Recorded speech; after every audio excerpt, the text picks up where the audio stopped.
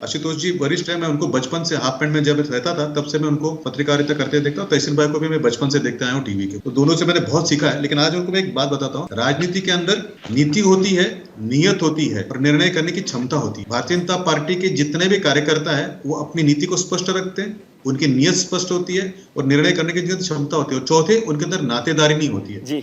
तो ये जो रिप्रेजेंटेशन कर रहे हैं, एक भाई बात आशुतोष जी ने अभी कही जो बड़ा दुख हुआ, इनके जैसे पत्रकार जब देश तोड़ने की बात करते हैं, धर्म तोड़ने की बात करते हैं तो मन में बहुत कुंठा होती है। उन्होंने कहा कि सिख अपने आप को मानते नहीं है, तो मैं उनको गुरुओं की वाणी बताना चाहता हूँ कि गुरुओं ने खालसा इसलिए बनाया था कि मुगलों से और इस्लामिक आक्रामकताओं से हिंदू धर्म को बचाने के, और उसमें आप जरा जाके देखिए ओमकार का जो उच्चारण तो कहाँ से आता है। तो क्या है, टीवी चैनल में आने का मौका मिलने पर देश और धर्म को तोड़ने का जो प्रयत्न करते हैं। अब आती है बात है कि आशुतोष भाई की, जिनको मैं बचपन से देखते आया हूँ, तो मैं बताता हूँ आपको कि पत्रकार ये जो होता है वो क्लीन होता है, साफ होता है, उनका मन चंचल होता है। ये मैं बात तौर पर सभी पत्रकारों को आपके चैनल द्वारा उनको नमन कर। लेकिन पत्रकार जिस दिन वो श्वेत वस्त्र जो पत्रकारिता का होता है त्याग कर किसी पक्ष में जाता है तो निष्पक्ष नहीं रहता है, उस पक्ष के रंग में रंग जाता है और उस पक्ष में रहने के तो उस पक्ष की भाषा बोलता है। जब उस पक्ष से वो त्यागा जाता है, तलाकशुदा हो जाता है, उसका प्रेम उस पक्ष के प्रति रहता है थोड़ा सा, और दूसरों के प्रति जो होता है सर, आप रूल ऑफ लॉ पे थोड़ा सा ज्ञान दे दें, जो